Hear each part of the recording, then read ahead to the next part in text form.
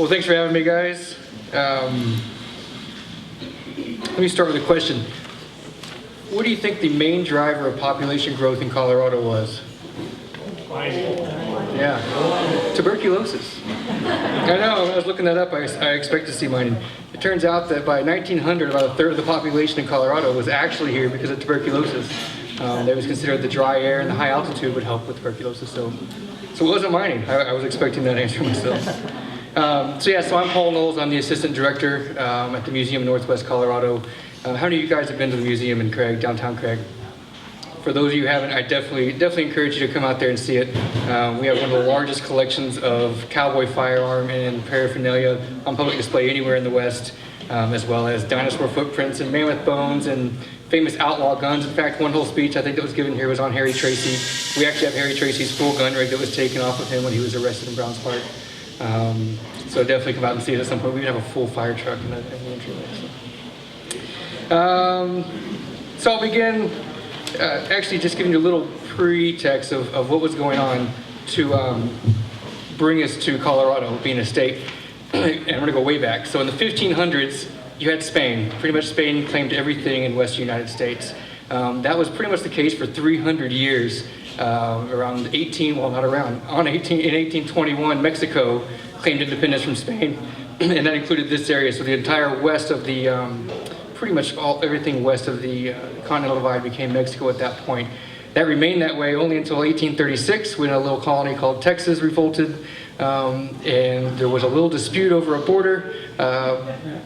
The main dispute was that Texas claimed everything down to the Nueces River. If you know, I'm from Texas, so I know these places. Down to the Nueces River. The Texans were saying that they had everything down to the Rio Grande River.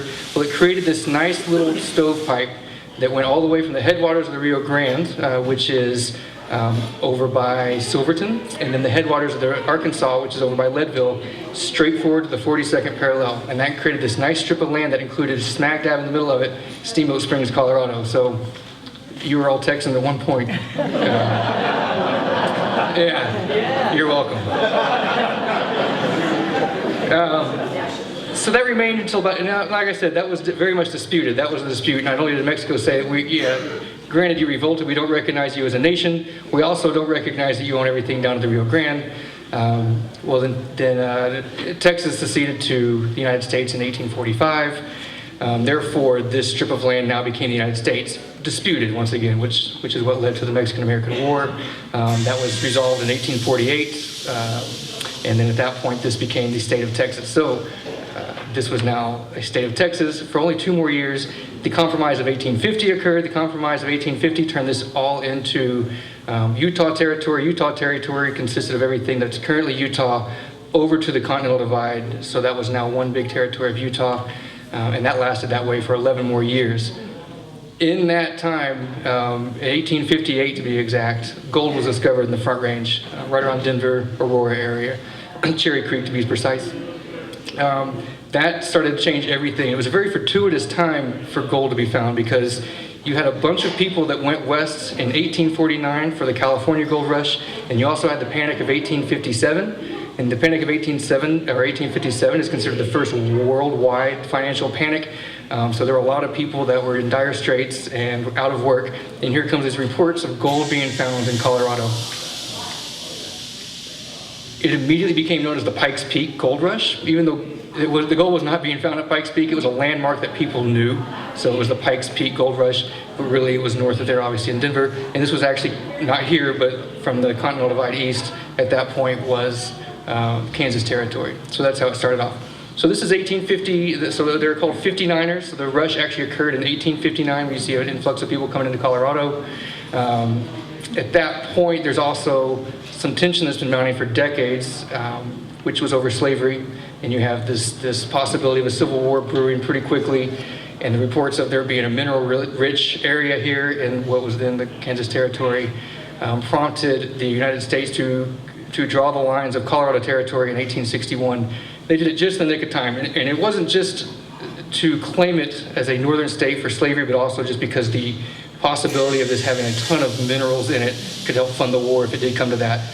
Colorado became a territory in February the Civil War started in April, so they really got it in the nick of time. This became a free territory, and of course, then everything that within it.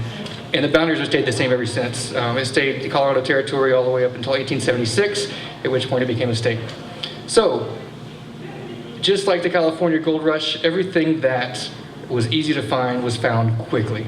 So therefore, your first few people that came in made claims quickly. The easy gold was over. So that exact same thing happened in Colorado. And there was actually gold found in Colorado in 1849. There were reports of people going out west that were already finding gold. So certain people knew where to come back and start looking for the gold where they found it on the way. And there weren't great big quantities until about 1861, right around that same time, when George Jackson found gold where Idaho Springs is today. And that really began the rush. That was the first substantial gold strike in Colorado. And everything changed from that day forward. So that really kind of leads us, well, this is interesting actually, the little stovepipe I talked about. This makes us a very interesting place because this was a nation before it was a state, before it was a territory, before it was a state, before it was, so it's kind of an interesting little swath of land that we have here, if you're into that kind of thing. And because I'm a map nerd, it created, because there was an Adam-Onis Treaty in 1819, which really set the boundaries for Mexico, or for Spain and the United States, and it was from the Continental Divide west. But then you had the Mexicans and the Texans then claiming this swath of land that came from the Arkansas straight north. Well, Arkansas straight north, that line runs pretty much right through Kremlin, Colorado. Well, when Texas was seceded, they left everything from Kremlin over to the Continental Divide as no one really claiming it. So that was actually unclaimed land until the 1930s. Wow. And Governor Ed Johnson, who was from Craig, Colorado, it was actually a women's club out of Breckenridge that recognized this anomaly of this no man's land that no nation technically claimed. And he came in and did a flag setting ceremony, I think it was 1836 or so, to finally claim that as the United States. So a little interesting fact there for you. So anyway, on to local gold. So we had the gold rush occurring in the Front Range and just inside the mountains finally. But once again, the easy gold's gone. Enters a man named Joseph Hahn. And Joseph Hahn, obviously being the namesake of Hahn's Peak. There's a lot of reports that conflict each other, but there's some that finally, that after months and months of really researching, I think there's enough that you can say pretty much what happened. Around 1862, he made his way over into Middle Park and North Park, and then over into Hahn's Peak. And he was with two other Germans. Joseph Hahn was from Germany, and you can trace him back through ancestry and verify. You can even see when he came over in 1854 on a boat to New York. The problem was the Civil War had just started, so he comes back, finds enough gold to at least recognize there's gold there, and tells two men, and these two Germans disappeared. Nobody knows what happened to them. Everybody wonders who they were. They're gone. But he tells these two other men, which are Doyle and Way, and they both join the army.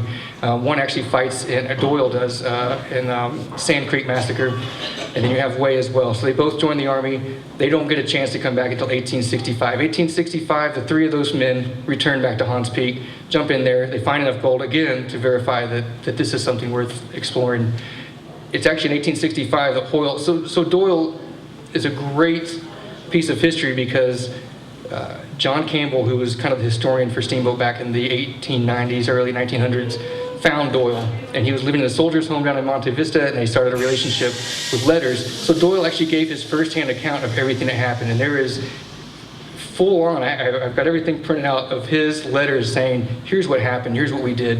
So in 1865, he claims that he took a mason jar, put a letter in it, climbed to the very top of Hahn's Peak, possibly the first white man to ever climb to the top of Hahn's Peak, and wrote in there, I'm declaring this as Hahn's Peak in the name of its original founder, Joseph Hahn. So there's the naming of Hahn's Peak, 1865. They go back that year, everybody goes their separate ways, they agree to meet the next year, they grab 50 men with them, so it's 1866, they come back over into Hahn's Peak, and they set up shop. They don't get there until August. It was a pretty rough summer. They had to come over Bertha Pass. So they got a late start. They started whipsawing some lumber. They started building cabins. They started getting machinery going. But then winter hit, and every man left except for Hahn, Doyle, and Way. Way agreed that he'd be the one that would leave and go get supplies. And this is in October. He'd come back, and they'd be able to work through the winter and be ready for an early spring so they can get right going on the gold. Way never returns. No one ever knows what happens to him. He ends up in New Mexico, and he dies in the 1880s, but he just disappears with gold to buy supplies. So you can make your own judgments on way.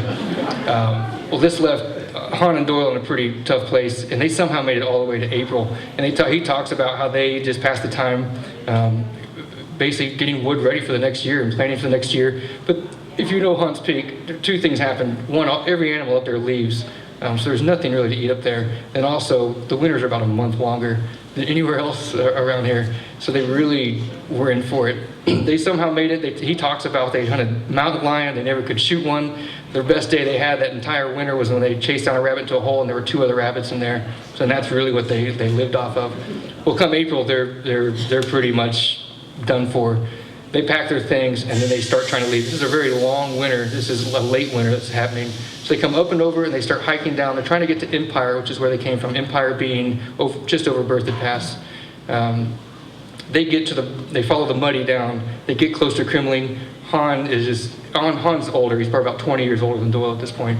They lay down for the night, and Doyle just mentions that he does nothing but mumble in German most of the night, and then he wakes up the next morning. He's still delirious. Doyle goes out, tries to find help, can't find help, comes back, and Han's dead. So that is the fate of Han. So he leaves him. He takes his army jacket that he said he wore while at Sand Creek, wrapped him in it, took off trying to find help. He himself became snowblind, famished, and then 2 guys heard him calling when he got to the Troublesome, which is in between Kremling and Hot Sulphur Springs, and saved him. He told people where the body was of Han. A fisherman actually finds Han that next year, tells Doyle. Doyle tells a relative of Han, which if there's any genealogy people in here, I really need your help because I'm close to tracking down Han's birthplace. Because it turns out, and this very obscure thing I found, Joseph Hahn's cousin lived in Cripple Creek, and she was married to another miner in Cripple Creek, Paul Lindstrom. Paul Lindstrom is the one that convinced these 2 guys to come back and bury Han, and it wasn't until November. So they pile of rocks, they put his snowshoes in there, and that's how it was marked forever. Back to Han, I really want to find his grave. So if anybody has Kremling roots going far back, I've really gone into Kremling pretty hard trying to find them. John Crawford, the founder of Steamboat, or Jim Crawford, the founder of Steamboat Springs, is the last credible account in the 1920s that mentioned seeing his grave. It took him a while, but he found it. So I know roughly where it is, but I can't find anybody that really can confirm it. So if you have Kremling roots, please come see me. Or genealogy skills, because I'm stuck in Germany. I can't find my way out. So now going back, there's really, this is crazy because there's 50 men that came in, and it's documented. I believe it's in the Routt County Courthouse for some reason, that they actually have documentation of them setting up this mining district. And there were 51 votes. We know exactly how many votes. We know how they voted. We know who became officers. So here's these 51 men setting up a whole mining district, and there's no record of anything happening from 1867 until about 1872. I have no idea why. So there's a gap there, and maybe Paul Bonifield is one man that might know where to look. But anyway, so there's this gap. But what happens is in 1872, there's a company called the Purdy Mining Company. This is your first verifiable, something that starts happening at Hans Peak again. They start going into high production, but they don't have enough water. So they contact a very wealthy man out of Chicago to basically fund them. This is another question for you. What does gold mining at Hans Peak, the state capital of Texas, and the largest ranch in the world have in common? His name is John Farwell, and there was a Farwell Mountain up there. So Farwell was this very wealthy merchant. In fact, it used to be called the Farwell and Field Company before it became the Marshall Field Company. So this is how wealthy this guy was. So they convinced him to basically come down and fund the operation. He runs some samples. The gold returns look good. He builds all the way up until yesterday. I thought a 27-mile ditch, but I found something that may be a 17-mile ditch. But either way, it's a very long ditch built by hand from the headwaters of the Elk River all the way to Hans Peak. They set up production. This is about 1877. He gets that ditch completed. They start running. They get their first results. It looks like the claims were salted. In other words, someone out there threw gold in the claims because he did not get the returns he was expecting. Well, in today's dollars, he spent about $3 million on that entire operation, and he sold it for about $800,000. Just immediately cut his losses and left. Well, in the early 1880s, Texas hires him on to build the Texas State Courthouse, but they have no money, so they decide to pay him in land, and they pay him. It's a $3 million courthouse. Since they don't have the money, they give him 3 million acres of land up in the Panhandle, and that becomes the largest ranch in the world at the time. So he now owns this 3 million acre ranch with 150,000 cattle running on it.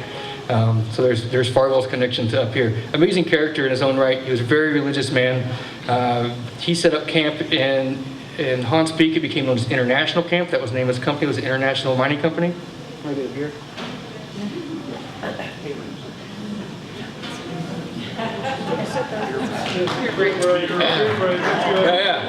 Yeah. I tend to talk fast. I try to stay ahead of my tangents because I go on tangents, so I try to get ahead of them before they take off. So he sets up this international camp. Now, international camp is very significant because it becomes pretty much the first settlement in northwest Colorado. This is in 1877. When I say first settlement, there was stuff going on obviously here in Steamboat, and there was stuff going on in Hayden, but he actually sets up a shop. He sets up a church. I mean, and there's a post office that comes. It's always been thought that Hayden had the first post office. I've actually found some very first-hand stuff now, that the actual handwritten post office documents. It looks like Windsor was the first post office. For all of you history geeks out there, Windsor was the first settlement out by Craig. So it actually the first post office, and it beat by 7 days Hans Peak. This is 1877, which then established the second post office in northwest Colorado. So this is actually now a town happening, and then all the way to the courthouse being moved, which should be a whole speech on itself, because the courthouse battle in this county was nuts, and it went on forever where people wanted the courthouse to be, but it ended up in Hans Peak in 1879. So this is now a thriving town. Obviously, it's now the county seat, and it remains the county seat all the way up until 1912. So that is the county seat of Routt County. As I assume some of you know, Routt County at that point wasn't Routt County as you know it today. It's Routt County and Moffat County together. So that county seat is on the far east side, and you have a Browns Hole, which is a place that has a lot of need for law in it, 150 miles away by horse. So it was not an ideal place for a courthouse, but that's where they put it. So that operation runs. Farwell brings in a man named Robert McIntosh, who's very well known up in the Snake River area, if you guys are from up there, to help build that ditch.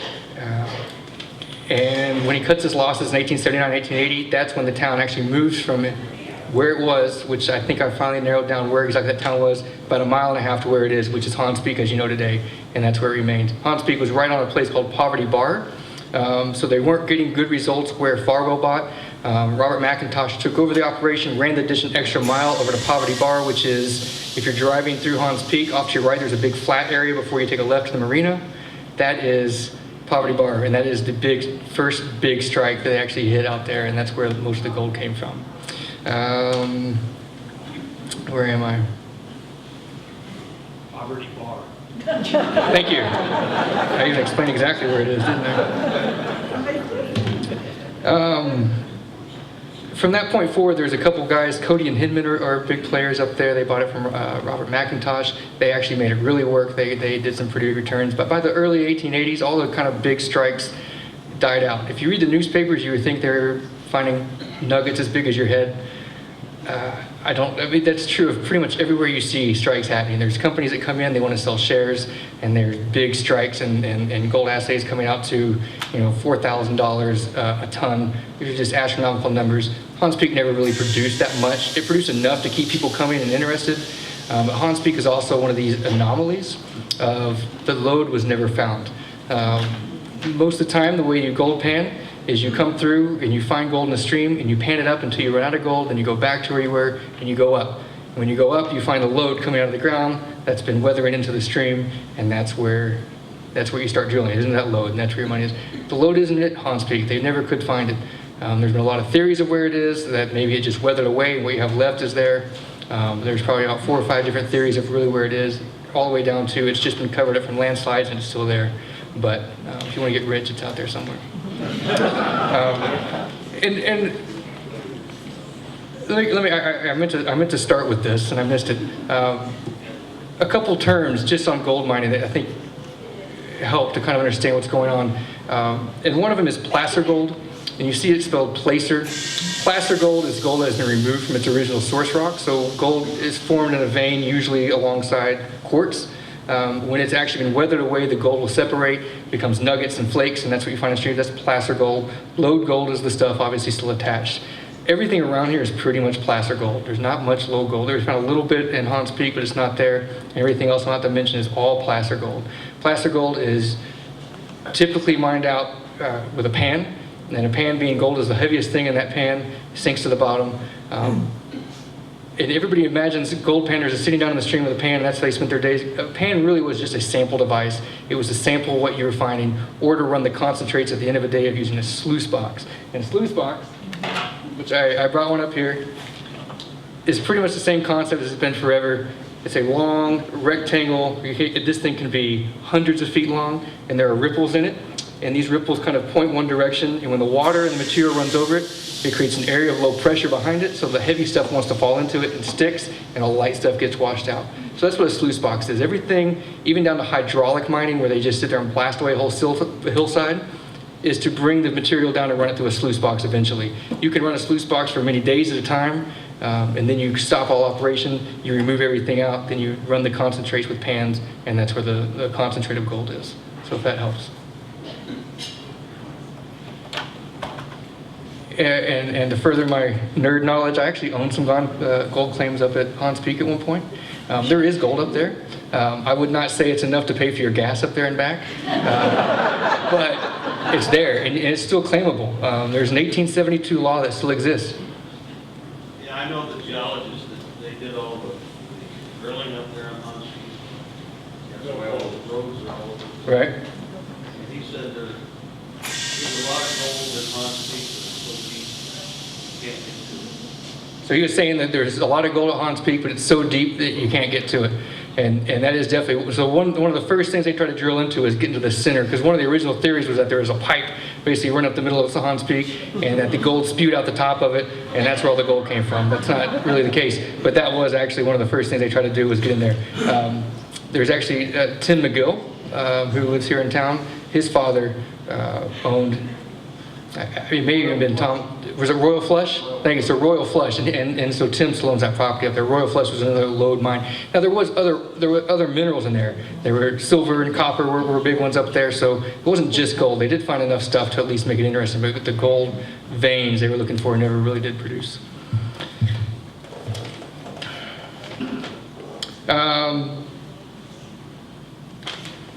Go back here.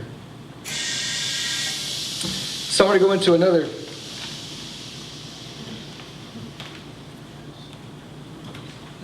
This is an area that people don't think about, and it was a huge gold producer, and believe it or not, it still is today, and it has the potential to be pretty huge, not just for the gold, but for the rare earth metals, which is found alongside gold a lot of times, and that is Moffat County. The Moffat County gold strike started in the 1880s, really with Val Fitzpatrick, who wrote a lot of books on Northwest Colorado history. Wallahan, which was one of the first nature photographers in the world. This is all west of Craig, were some of the first finders of gold on Lake Creek. So that's documented all the way back to the 1880s. In 1891, a miner from Aspen found gold all the way up at 4 Mile, and 4 Mile is directly north of Craig, about 2 miles south of the Wyoming border. Those are 30 miles apart, those two gold finds. What they didn't realize at the time is this is all part of the exact same placer field. And this is considered one of the largest placer fields in the world. There is gold literally everywhere out there. I have yet to find a gulch I've ever dug in and not found gold. And that's a 30 by 40 mile square or rectangle you're looking at. The problem is it's extremely fine. It's called flour gold. And when I say extremely fine, I'm not talking you look at it and say that's small. You look at it and go, where the hell is it? It's you really have to get it in the right light, and it's pinpoint size stuff, but it's everywhere. And the anomaly is that it's not, typically placer gold is because it's heavy, it settles towards bedrock. Well, pretty much every sample you take out there, no matter what depth, it's the exact same. It has the exact same returns. So this is another one of those big anomalies. No one really knows where the gold came from. Most placer gold is rounded if it's been, it's a very malleable metal, so it'll turn more rounded as it follows down the stream. This is very angular, sharp gold out there, so nobody really has a clue where it came from. However, Charles Leckenby, who was the newspaper guy here forever, on the Steamboat Pilot, a very credible source. When you see something written by him, I usually give it quite a bit of credence because he did his research. He actually writes, from 1907, of an actual trip he spent about a month out there. He said, "It is well within the bounds of truth to say that were any man of means to secure at the present time the vacant placer ground on the Iron Springs Divide," which is that area, Iron Springs Divide country, and expand the few $100,000 necessary to put through the California Park Reservoir and Canal Project and thus bring water onto the ground, that man would be America's first billionaire. That sounds like an exaggeration, particularly to home people, many of whom have ridden over the territory and seen it only as a grazing field for cattle, but is capable of demonstration. And he goes on to talk about every pan that they panned, no matter where they went, there was gold in it. And that's absolutely true. It's just a very hard gold to get to when you're talking about a place that has very little water to begin with and very fine gold. So mechanical methods are really tough. Gold at that size is, it kind of defies what gold should do. It floats on top of water, so you can float it right out of your sluice box. It doesn't even break the surface tension of the water. There's another man that in 1897 went out to that field and wrote about it, and he talks about the fact that it doesn't make sense because it's the same consistency pretty much at every level. And it says, it seems almost uniform in its vertical distribution through the gravel, except in strengths of minor concentration, no better results were obtained on the bedrock than near the surface. That report is in the Engineering and Mining Journal, and it's by one Herbert C. Hoover. So Herbert Hoover, which was our president at one point, was actually an engineer, a mining engineer before that. He did extensive work out there in the Craig area on gold, and also confirmed that there is a ton of gold in that area. So that's another place that I know for a fact there's a company that came in with some people from Australia, and they're starting gold operations in there within the last 3 months. So they're starting to realize, and they told me they're simply running the tailings that were run in the 1900s. They're taking the stuff that was run before, which they said they probably got 30% initially, and they're taking the other 70% out. But it's not just the gold, it's the rare earth metals. I don't know what all those are. Thorium's one of them. That one just stuck with me because it has Thor in it. It's got, I think it's used in TVs and magnets and stuff like that. So it's a big deal right now. I have a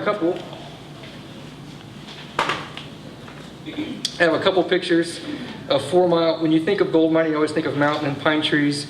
I'll pass these around. 4 Mile was a big hydraulic operation, and a hydraulic operation basically takes water from somewhere else, runs it downhill slowly and then downhill quickly, and at the quick part, it creates a ton of pressure, and they just knock away whole hillsides and the stuff that comes off there when it's doing a sluice box. I don't know how well you guys can see it. Like I said, I'll pass these around and you guys can come up.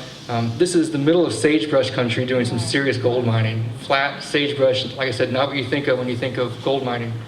The other thing they did out there, which is a feat, a dredge, a gold dredge requires a ton of water because it floats on water and it uses water, basically a pond that digs up the dirt, pulls it up, runs it through a sluice box out the other end, and deposits the tailings behind it as it goes. That's a lot of water. This is the Blevins dredge. This is on Lake Creek, and this is a dredge. They pulled enough water from, if you guys know Moffat County, there's like 5 gallons of water. They seriously were able to pull enough water through ditches to make this thing float and run, and very successfully for quite a while. This is actually a picture of the Hans Peak hydraulic operation. We actually just borrowed from the Hans Peak Historical Society one of their, these are called, the nozzles that you see spraying out water are called giants. We actually acquired one of the giants from them on loan. So we have a gold mining exhibit we just put up, and it has one of the actual giants, perhaps from this picture even, from the 1880s, 1890s out there.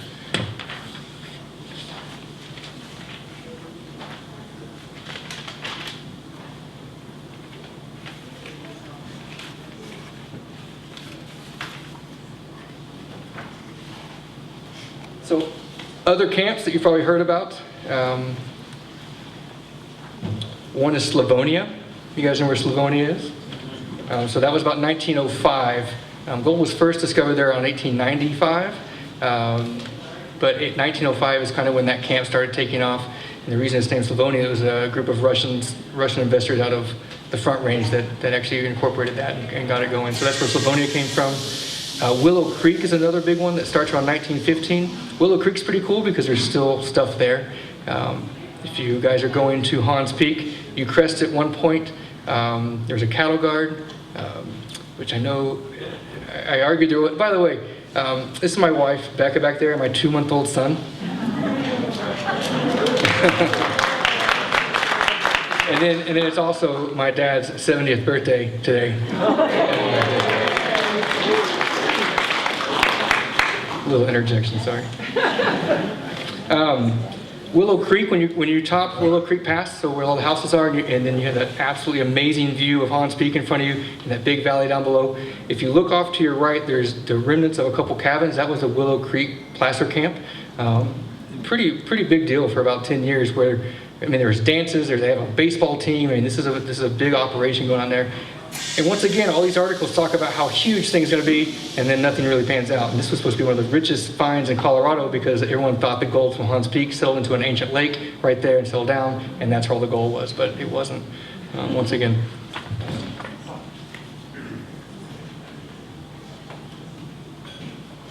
Okay. So this is the fun stuff. This is the interactive stuff that you guys can go do now.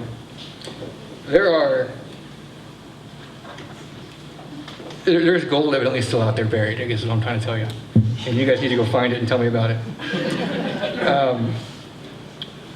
There are two stories that are very credible in some ways of gold that's still up, and Gore Range is the center of all this. Gore Range is a very well-timbered, rustic ravine after ravine, looks the exact same, and that's why all these stories became credible. But there was a story, this is going all the way back to the 1860s, of a golden ledge out there that was found. This thing has been found and lost 3 or 4 times. And the last time, this is probably around 1900, the guy who found it was so he actually grabbed a few chunks off this ledge, found out he's basically a millionaire if he just needs to go back and find it, that he quits everything and comes and spends thousands of dollars over a couple of years, and they follow him in the newspaper while he's doing this, trying to find it. He hires surveyors, he hires a whole team to go out there and try to help him find it, and never does. This is up on Gore Range somewhere. This is, like I said, this has been found 3 or 4 times. So first of all, if you do go look for it, promise me that if you find it, you'll look at your surroundings. And you just know where you are, because, yeah, it's, but there's, hold on. Gore Range is kind of this interesting place where there are stories of absolutely huge strikes up there, and yet nothing, once again, ever really comes out. The stories just stop instantly. But the stuff they're talking about is huge when it's happening. Here's one, this is from 1909. Rich strikes everywhere. Rich strikes everywhere. It is somewhat early for a mining boom, but it looks as though it is here for good. Eastern side of Gore swarming with prospectors. So something was going on up there, and there is gold up there. I mean, you can definitely pan gold up around Buffalo Park. You can pan gold in Walton Creek, even. Walton Creek, that leads me into this next one. Walton Creek actually has a story of George Jackson, which I mentioned before, had the first big strike in Idaho Springs. In about 1866, he made his way over Gore Range, and eventually found a creek, which some people are thinking is Walton Creek, and hit it big. He had 2 or 3 guys with him. They found what's estimated at the time as $10,000 in gold dust. Well, this is $10,000, an ounce of gold back then is around $20, and then you times it by about 25, which is your multiplier for today's dollars. It's a number I can't do in my head, but it's up there, and it's supposed to be buried up there, and many people for many years have gone up to, back in the early days, you can read this. This is a newspaper article from 1919. It says, "Fortune in gold buried along Rabbit Ears Road." At least that is the story that comes from the Forest Service out of the early days. So they found some old workings up there, they found ditches up there, they found prospecting holes up there, but no one's ever found this rich bar that's supposed to be somewhere up there on Gore Range and possibly on Walton Creek. If you dig deep enough, there's some really good descriptions of people have looked for it and trying to find it, but no one's ever has. So that's another one that if you find, let me know first. Just historically speaking, of course.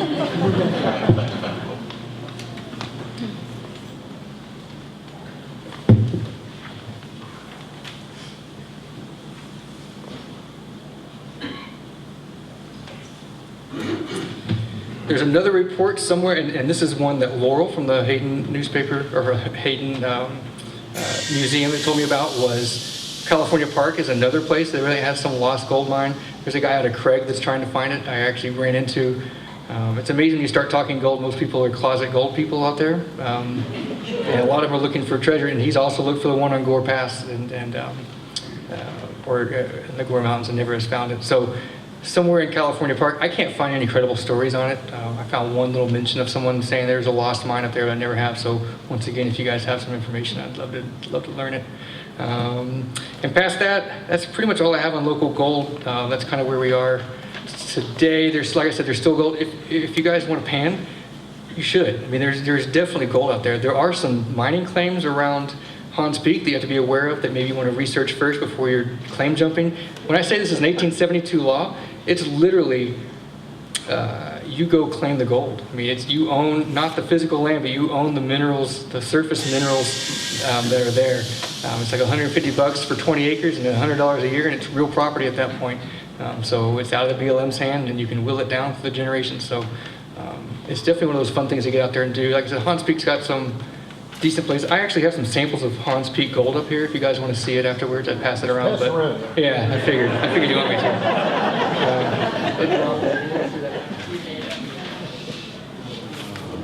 It's a very frustrating and small gold. What's funny is I've got a small vial here with very small gold, and I showed it to someone in Moffat County not long ago, and they said, "It's huge." And it makes you realize Moffat County gold is so small. I mean, it really is. There's a lot of it, but it is so small. And when you see this, you'll wonder what that guy was thinking, but it's crazy how small it is. And this other vial I have is actually on loan from somebody who has a claim up there and let me have some bigger flakes to kind of show off here. So like I said, feel free to come up and pass that. I'm definitely open for questions unless you want to know exactly where the gold is, and I'm not going to answer that. So. Yes? How much time do you spend prospecting yourself? Now, not much. Back in the day when I was single, I spent a lot of time out there. It honestly, to me, prospecting it has very little to do with the gold. And I have found some absolutely amazing out-of-the-way places in fact, when I first met my wife, I took her in the middle of knee-deep snow up through Hans Peak. We probably did 8 miles that day while backpacks. Yeah, she's still with me. And gold mining equipment.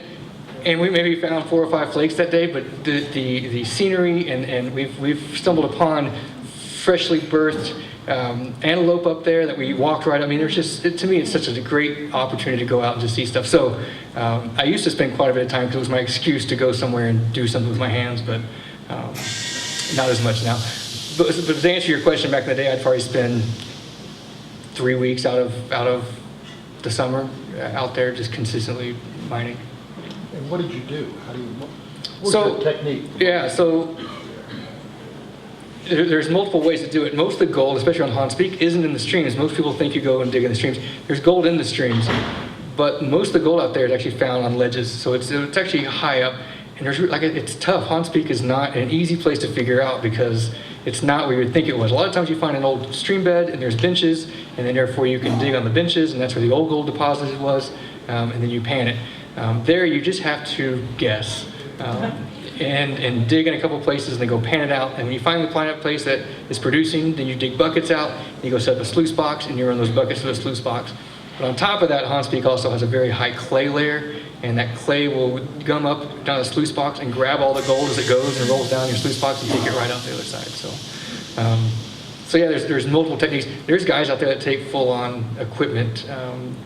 Trommels, so trommels are big. Which I found a trommel while hiking out there one day. It's huge. It's probably from the 1890s, early 1900s, and it's probably 12 foot long. And it's just come out of the ground, and you can see it's an old trommel they were using out there.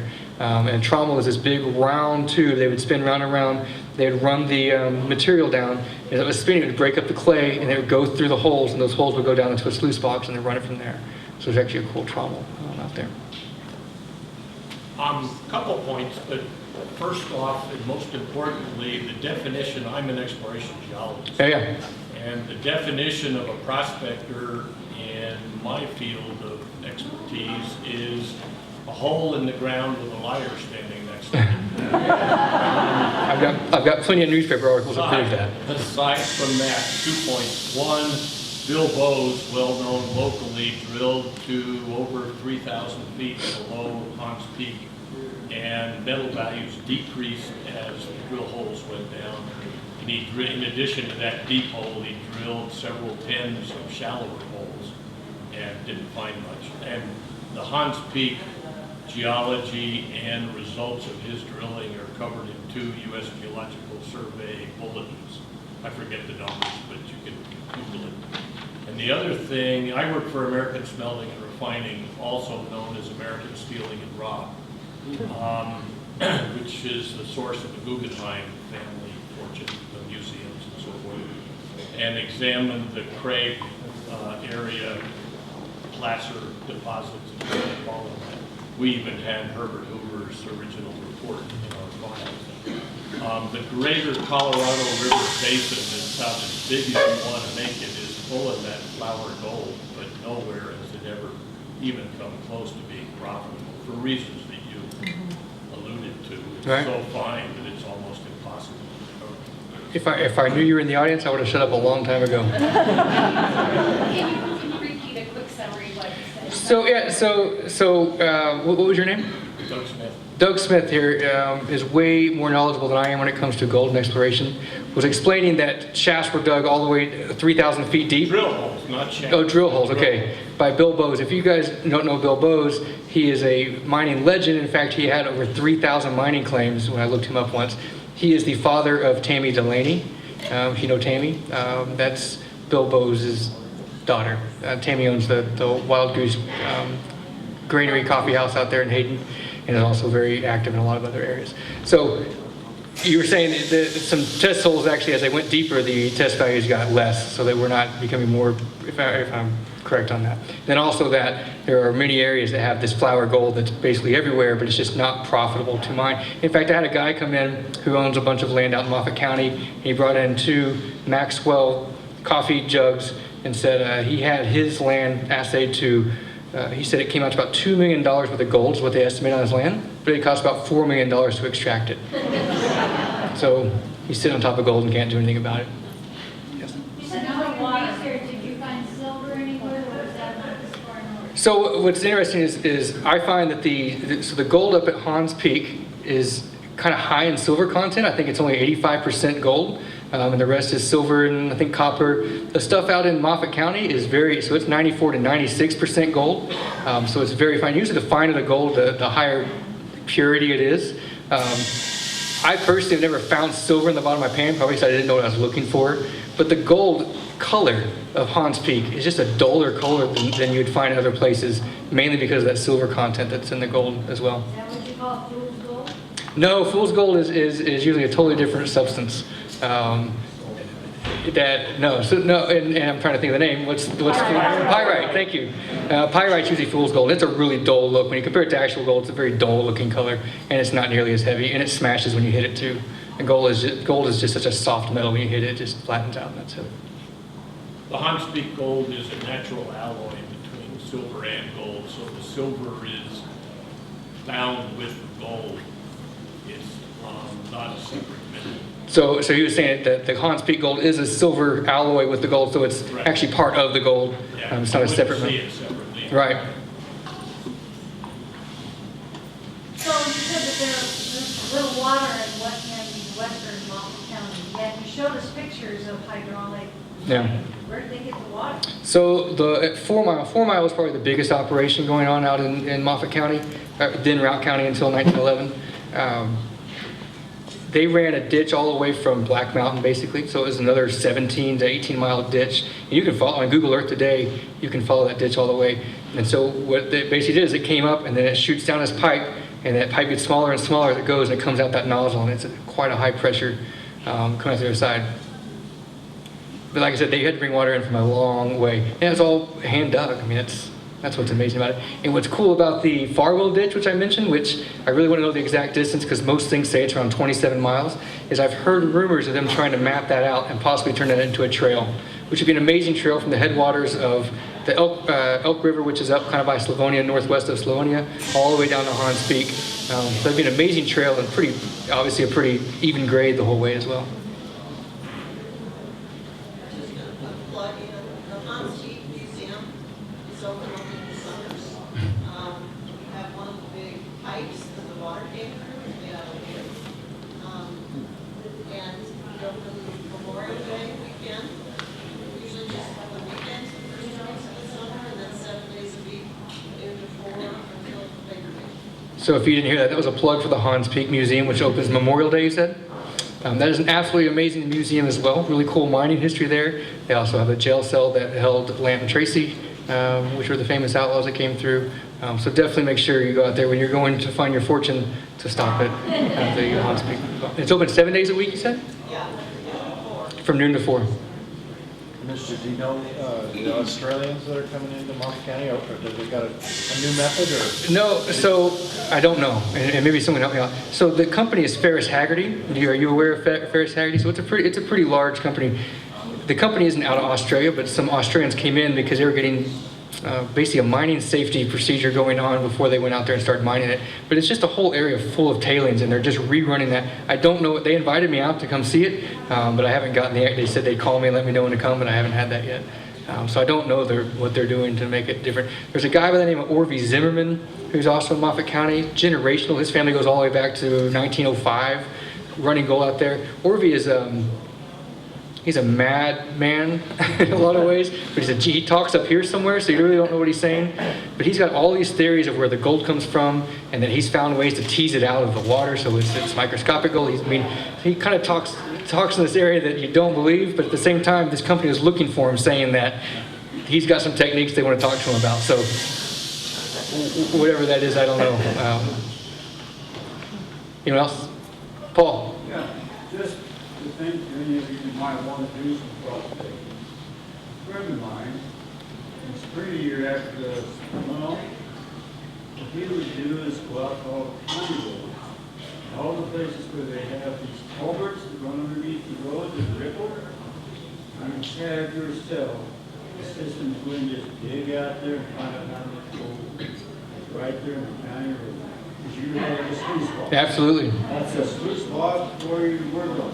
Also, Six Connors, who was a good friend of mine, now passed away, he had a gold mine up on Rabbit Ears that was over on the lake. And William Byers and a good many of the people who came into hot sulfur in the 1860s, 1870s, that was the area they prospected great deal. So you might go up there and find some gold. You know, but nothing else, it's easy to drive your car, park down and look underneath the gold. That's amazing, man, the way they're doing it. A friend of mine, he would take and pick the dirt out of the street and take it back up in the water. He would take his vacation, stay, his vacation lost. It was a lot of fun. So if you heard that was using culverts. Culverts are an actual a sluice box, basically. As the material goes through, the heavy stuff stays in the ripples, and you can sluice it out from there. Anyone else? Yes? Do you have a history timeline as far as a lot of these mines that get shafts up north on the area? I don't know. You know, a lot of it, I just came across something that said a lot of them collapsed. So I don't know how many were filled in. I don't know the exact dates on the hard rock mining. That's kind of not where I studied too much, but that definitely came later. The hard rock mining did after all the placer work was done. So I want to say that was more in the early 1900s. And there was another mining boom that occurred pretty much all across the United States in the 1930s with the Depression happening. So you see a lot more activity occurring up in Hans Peak area. In fact, they built a dredge up there in Hans Peak as well in the 1930s to rework kind of a lot of stuff that had already been worked. But I don't know when it comes to that. But there was the Tom Thumb, which is a big one, the Royal Flush. There was some stuff out towards Columbine that were big shafts. I don't know. There's some amazing pictures. In fact, the Tread has some amazing pictures of some of the operations. There were major operations going on up there.